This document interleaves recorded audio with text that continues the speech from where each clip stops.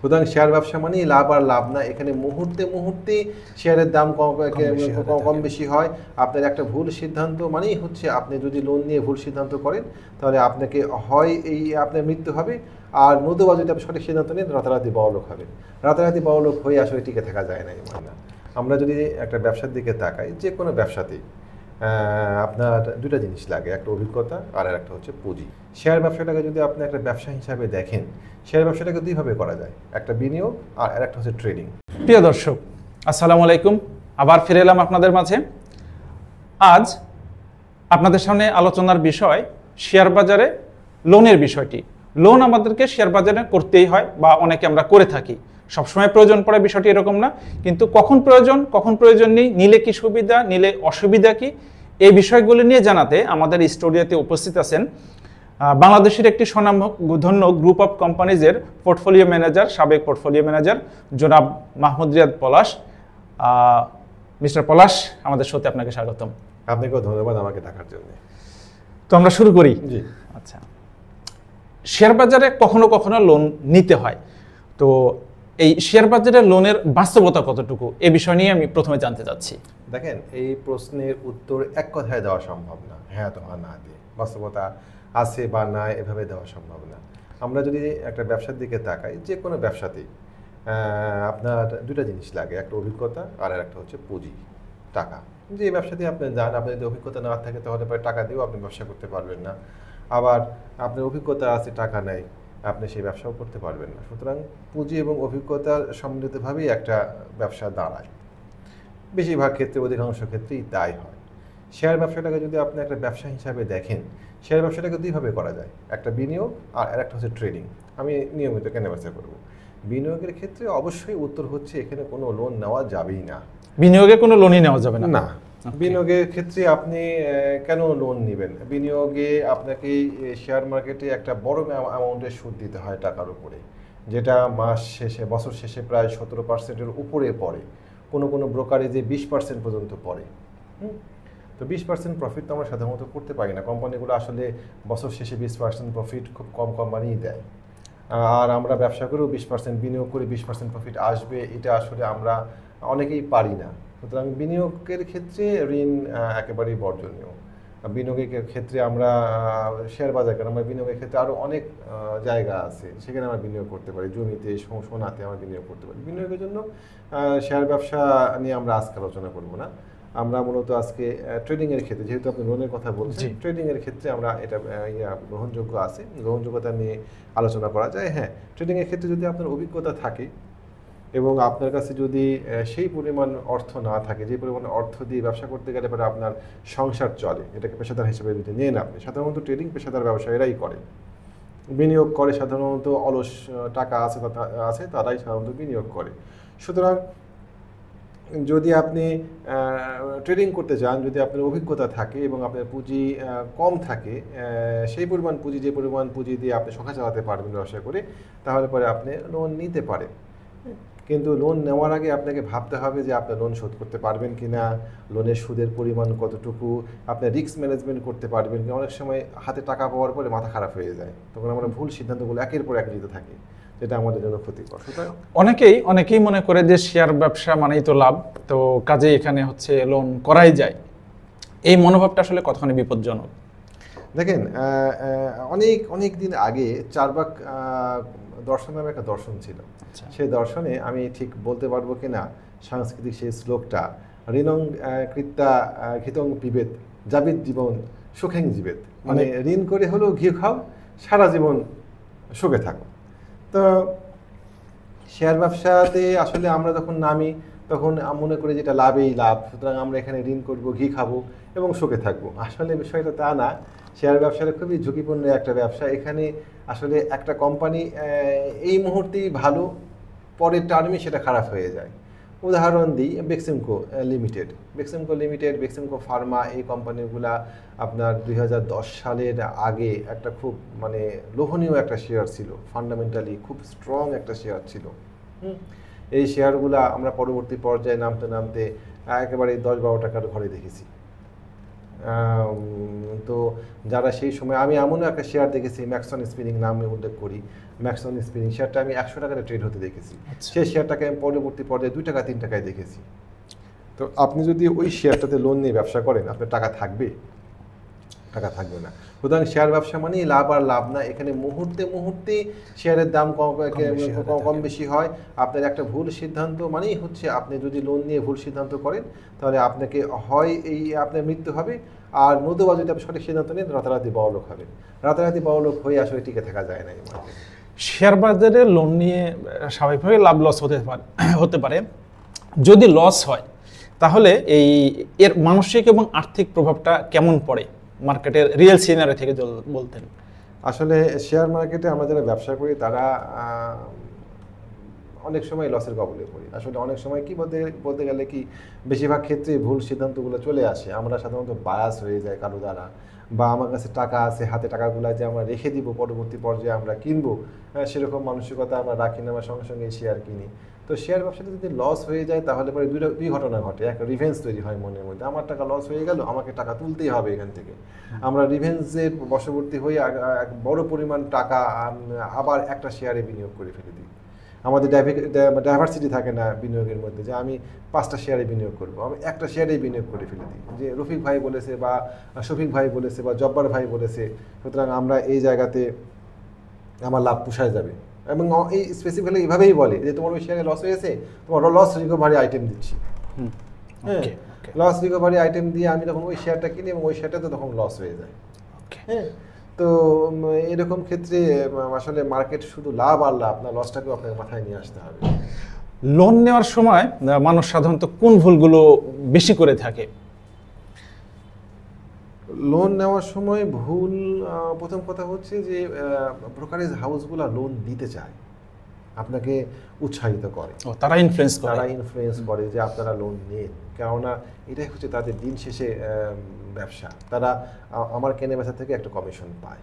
এই কমিশনটা যদি আমাকে লোন না দেয়, আমার যদি টাকা না থাকে, তাহলে এবারে কেনে বেচা হবে না, আসলে দিন শেষে তাদের ওই প্রফিটটাও থাকবে না। এবং তারা একটা বড় পরিমাণ অ্যামাউন্ট প্রফিট কিন্তু এখান থেকে নেয়, এই শেয়ার কেনা বেচা থেকে যে ব্রোকারেজ কমিশনটা একেবারেই কম না। তো এই ব্রোকারেজ হাউসগুলো আপনাকে প্রলুব্ধ করবে যে আপনি লোন নেন। তারা বলে যে তারা আপনাকে শেয়ার সাজেস্টও করে, অনেক ব্রোকারেজ হাউস, যে এই শেয়ারটা ভালো হবে, আমাদের ইন্টারনাল নিউজ আছে, আপনি এই শেয়ারটা কিনেন। কিন্তু দিন শেষে আসলে গেইন বা লস যেটাই বলেন সেটা আসলে ওই ব্যক্তি বিনিয়োগকারীর ভাগেই পড়ে। আর লাভ হচ্ছে ব্রোকারেজ হাউসের, আমার লস হলেও তাদের লাভ, মানে প্রতি ট্রানজ্যাকশনেই তাদের লাভ। এবং তারা আপনাকে লোন দিবে কিভাবে লোন দিবে? আপনাকে লোন দিবে আপনার শেয়ারের উপরে ভিত্তি করে। আপনার কাছে কত টাকা শেয়ার আছে, সেই শেয়ার একটা নির্দিষ্ট অনুপাতে, কেউ হয়তো 1,80,000 দেয়, কেউ 1,50,000 দেয়, কেউ 1,00,000 দেয়। আপনি 1,00,000 টাকা লোন নিলেন, আপনি শেয়ারের দাম কমতে কমতে 90,000 টাকাতে চলে আসলো। তখন ওরা নিজেরাই শেয়ার সেল করে দেয়, ফোর্স সেল বলা হয়। হ্যাঁ, এবং আপনি শুনে অবাক হবেন, মার্কেটের উত্থান না হওয়ার পিছনে এই ফোর্স সেল একটা বড় কাজ করে, বড় রকমের ভূমিকা পালন করে। কীভাবে ভূমিকা পালন করে আমি আপনাকে বলি। ধরেন একটা মার্কেট পড়া শুরু করেছে, পড়তে 6,000 থেকে 5,000-এ আসছে। এই 6,000 থেকে 5,000-এ আসার সময় যারা 1,00,000 টাকা লোন নিয়েছিল, 1,00,000 টাকায় কিনেছে, তাদের শেয়ারের দাম কমে দেখা যাচ্ছে 80,000, 90,000 বা 1,00,000 হয়ে গিয়েছে। তাদের মূল টাকা আছে কিন্তু লোনের টাকাটা আর নাই। তখন কোম্পানি ব্রোকারেজ হাউসগুলো ফোর্স সেল করা শুরু করে দেয়। যখনই ফোর্স সেল করা শুরু করে দেয় তখন মার্কেট আরও পড়ে।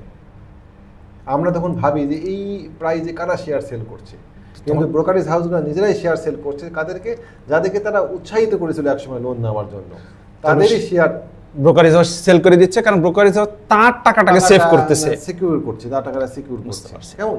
তো এইরকম ফাঁদে পড়ে মার্কেট আরও খারাপ হচ্ছে। এবং আপনি শুনে হয়তো অবাক হবেন যে এই খারাপ মার্কেটেও বর্তমান সময়েও মার্কেটে প্রায় 15,000 কোটি টাকা লোন সাধারণ বিনিয়োগকারী নিয়ে রাখছে, এবং 2010 সালে যেটা ছিল প্রায় 30,000 কোটি টাকা।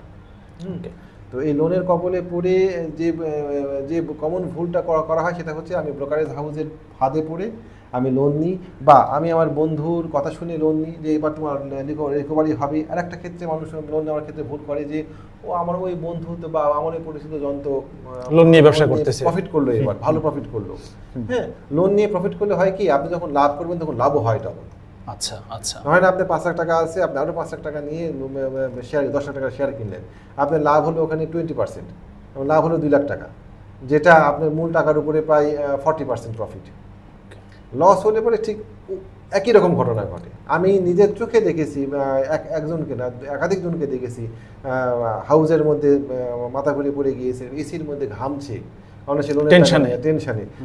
একজনকে স্ট্রোক করতে দেখেছি। মুসা ভাই নামে আমাদের এক সিনিয়র বড় ভাই ছিলেন, ভদ্রলোক, ঢাকা ইউনিভার্সিটি থেকে অ্যাকাউন্টিংয়ে মাস্টার্স করা ভদ্রলোক, স্ট্রোক করলেন। অনেকে আছে সিঁড়িতে পড়ে হার্ট অ্যাটাক করছে, এরকম ঘটনা ঘটছে, এবং আমরা হরহামেশাই দেখতে পাই যে মানুষ আত্মহত্যা করছে। এটা মূলত লোন নেওয়ার কারণে। সেক্ষেত্রে ছোট যদি কারো ছোট মানে অল্প ক্যাপিটাল থাকে, তাহলে এখান থেকে ধীরে ধীরে কিভাবে গ্রো করার বুদ্ধিটা কি? দেখেন, ব্যবসাটা হচ্ছে পুঁজিবাজারের ব্যবসা।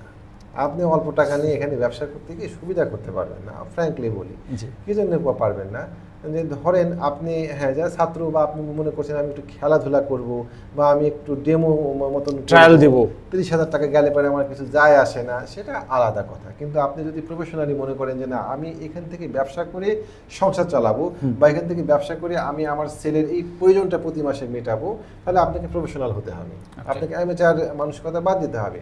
আর প্রফেশনাল হতে গেলে পরে আপনি এই শেয়ার ব্যবসা থেকে, আমার প্রায় 20 বছরের অভিজ্ঞতা থেকে বলছি যে আপনি কোনোভাবেই এখানে নিয়মিতভাবে ডবল ডিজিট প্রফিট করতে পারবেন না।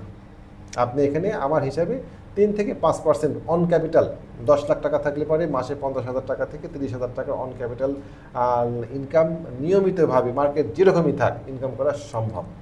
হ্যাঁ, কিন্তু এর বেশি যখন আপনি ইনকাম করতে যাবেন তখন আপনি রিস্কের মধ্যে পড়তে হবে, বেশি করবেন, ভুল। সুতরাং অল্প ক্যাপিটাল দিয়ে এইখানে ব্যবসা করা যায় না। এখানে ব্যবসা করতে গেলে একটা হ্যান্ডসাম ক্যাপিটাল লাগে, যে ক্যাপিটালটা মানে হ্যান্ডসাম ক্যাপিটাল বলতে কি, আসলে চাহিদা তো এক একজনের এক এক রকম। আপনি যদি মান্থলি 30,000 টাকার প্রয়োজন পড়ে, আমি ধরে নিলাম, তাহলে আপনাকে এখানে কমপক্ষে 6 লাখ টাকা ইনভেস্ট করতে হবে। সেক্ষেত্রে তো মান্থলি প্রায় 5,000-এর মধ্যে, যদি 6 লাখ টাকা যদি আপনি 5% তাহলে 5% করে যদি সর্বোচ্চ ধরি, তাহলে আপনি 30,000 টাকা চলে আসছে। 6 থেকে 7 লাখ টাকা বিনিয়োগ করতে হবে। যখনই আপনি অল্প টাকা বিনিয়োগ করবেন, 1 লাখ টাকা বিনিয়োগ করবেন, 1 লাখ টাকা আপনি সর্বোচ্চ কত টাকা ইনকাম করতে পারবেন? 5,000 টাকা। 5,000 টাকা, এটা তো খেলাধুলার মধ্যে 1,000 টাকা, কোনো মাসে 3,000 টাকা, যেটা আসলে দিন শেষে আপনার কোনো চাহিদাই পূরণ করবে না। তখন আপনি করবেন কি, লোনের দিকে যাবেন। লোনটা এই জায়গাতেই মানুষটা নেয়, একজন মানুষ নেয় যে আমাকে তাহলে এখন 1 লাখ টাকা লোন দাও। আমি যখন ঝুঁকি নিব, আমি তখন মানে হিসাবের বাইরে ঝুঁকি নেব, নিয়ে আমি তখন ক্ষতিগ্রস্ত হব। সেক্ষেত্রে যদি হচ্ছে এরকমই হয় যে লোনটা ঝুঁকি হয়ে যাচ্ছে, তাহলে আমার লোন বাদে আর কি স্ট্র্যাটেজি নেওয়া যেতে পারে? হ্যাঁ, আমি আবারও বলি যে এই মার্কেটটা আসলে অল্প পুঁজির ব্যবসা না, আপনাকে একটা পুঁজি দ্বারা করাতে হবে। আর কৌশলগুলো হচ্ছে, আমি ধরে নিলাম যে আপনি অল্প পুঁজিতেই আপনার ব্যবসা করতে চান, সেক্ষেত্রে আমার পরামর্শ হবে যে আপনি আপনার শেয়ার, যে কোনো একটা সেক্টর বা একটা শেয়ারে মূল টাকা সম্পূর্ণটাই বিনিয়োগ করাটা বুদ্ধিমানের কাজ হবে না। আপনি 2-3টা শেয়ার বেছে নেন, সেই শেয়ারে আপনি কিছু শেয়ার কিনেন। মার্কেটে আপনাকে বারবার সুযোগ দেয় বিভিন্ন শেয়ার কম দামে কেনার জন্য। যেমন ধরেন বর্তমান সময়ে এই মার্কেটে আমাদের কাছে কিন্তু মনেই হচ্ছিল যে মার্কেট পড়বে, মার্কেট 5,100-তে আসবে, বা আমার কাছে তো এখনও মনে হচ্ছে যে মার্কেট 5,100-তেও হয়তো স্থির হবে না, মার্কেট হয়তো সাময়িক আগামী সপ্তাহ বাড়বে, কিন্তু পরবর্তী পর্যায়ে আগামী মাসগুলোতে মার্কেট হয়তো 4,700 বা 600-র ঘরে নেমে যাবে। তো তার কিছু টাকা রাখা উচিত ওই সময়ের জন্য। কিছু টাকা দিয়ে এই মার্কেটেও মানে ব্যবসা করতে হবে। সোজা কথা হচ্ছে, আপনি সঠিক সময় সঠিক কাজটা সবসময় করবেন। বুঝতে পারছি। আপনার কিছু লাভ হবে, কিছু সময় লস হবে, কিন্তু দিন শেষে আপনি লাভেই থাকবেন। এবং দিন শেষে আপনাকে আমি আবারও বলি যে অল্প টাকা দিয়ে শেয়ার ব্যবসা আসলে না। ওটাই। নতুনদের জন্য যদি কোনো পরামর্শ থাকে? নতুনদের জন্য পরামর্শ করার ক্ষেত্রে আসলে আমাদের মার্কেটে কিছু সীমাবদ্ধতা আছে। আমাদের মার্কেটে ডেমো সিস্টেম নাই, যে আমি একটু একা টেস্ট, যেটা মানে ফরেক্সে মনে হয় ফরেক্সে আছে, আমি একা ট্রাই করি, আমি একা দেখি একটু কি করা যায়, এরকম কোনো সুযোগ নাই। এই সুযোগটা আমি চাইবো কর্তৃপক্ষের কাছে যেন তারা এই সুযোগটা তৈরি করে দেয়, যাতে মানুষ বুঝে শুনে আসতে পারে এই জায়গাতে। তারপরে হ্যাঁ, যারা ছাত্র আছে বা যারা নবীন কেবলই চাকরিতে ঢুকছেন, তারা অল্প কিছু টাকা নিয়ে প্র্যাকটিস করতেই পারেন। এবং ধীরে ধীরে অভিজ্ঞতা সঞ্চয় এমনিতেই হয়ে যায়, বছর 5-6 ব্যবসা করলে এমনি অভিজ্ঞতা হয়ে যায়। বর্তমান সময়ে বিভিন্ন টেকনিক্যাল অ্যানালাইসিসের কোর্সগুলো আছে, সেই কোর্সগুলো করতে পারেন, ইউটিউব থেকে কিছু শিক্ষা আছে। টেকনিক্যাল অ্যানালাইসিস একটা টুল এই মার্কেটে ব্যবসা করার জন্য। তো এই টুলগুলো আপনি ইউটিউব থেকে শিখতে পারেন, বিভিন্ন রকমের আর্টিকেল আছে, আর্টিকেলগুলো পড়ে শিখতে পারেন। এখন অনেক কন্টেন্ট আছে এই বিষয়ে, দেখেই আস্তে আস্তে অভিজ্ঞতা নিয়ে আপনি ব্যবসা করেন। আপনাকে একটা নেটওয়ার্ক তৈরি করতে হবে এই ব্যবসাতে। এই ব্যবসাতে দিন শেষে নিউজ হচ্ছে একটা ফ্যাক্টর, আপনি কতটুকু নিউজ কালেক্ট করতে পারছেন, ইত্যাদি ইত্যাদি। প্রিয় দর্শক, শেয়ার ব্যবসা দিন শেষে একটি বিজনেসই, ব্যবসায়ী। সো যেহেতু বিজনেস, এইখানে শেয়ার ব্যবসার এই জায়গাটা আসলে টাকা বানানোর মেশিন নাই জায়গাটা। এখানে আপনাকে প্রচুর স্টাডি করতে হবে, আপনার নেটওয়ার্ক বাড়াতে হবে, আপনাকে পড়াশোনা করতে হবে, এরপরে এখান থেকে প্রফিট। এবং প্রফিটের হারটা এমন না যে আপনি ব্যাংকে একটা টাকা রাখলে আপনি যে প্রফিট পাচ্ছেন তার বহুগুণ আপনি এখান থেকে রিটার্ন 2 গুণ 3 গুণ নিয়ে আসবেন, না, এটা গ্যাম্বলিংয়েরও জায়গা না। এই জায়গাটা ধীর স্থিরভাবে বুঝে শুনে ইনভেস্ট করার এই জায়গা, এবং এই ইনভেস্ট করতে হলে আপনাকে প্র্যাকটিসের মাধ্যমে, চর্চার মাধ্যমে যেতে হবে। আর তার অভিজ্ঞতা থেকে তিনি যেটা বললেন যে এখানে ছোট অ্যামাউন্ট নিয়ে এসে অল্প টাকায় আসলে এটা অনেকটা ওই টেস্ট কেসের মতো হবে, এখানে আপনি বিজনেসটা করে শান্তি পাবেন না। সো এক্ষেত্রে আপনি অভিজ্ঞতা অর্জনের পরপরই একটা বড় অ্যামাউন্টের ইনভেস্ট করতে হবে। আর লোন নেওয়ার ক্ষেত্রে হাজারো বার চিন্তা করতে হবে, হয়তো প্রয়োজন পড়বে, কিন্তু সেক্ষেত্রে অনেক চিন্তা ভাবনা এবং আপনার অভিজ্ঞতাই বলবে যে আপনি আসলে লোন নেওয়ার জন্য উপযুক্ত কিনা। ভালো থাকুন সবাই, সুস্থ থাকুন। ভিডিওটি যদি আপনার কাজে লেগে থাকে, ভালো লেগে থাকে, তাহলে লাইক এবং কমেন্ট করবেন। যদি কারো কাজে লাগে বলে আপনি মনে করেন, শেয়ার করে দিবেন। মাহমুদ রিয়াদ পলাশ, আমাদের শোতে আসার জন্য আন্তরিকভাবে ধন্যবাদ। আপনাকেও ধন্যবাদ। আসসালামু আলাইকুম।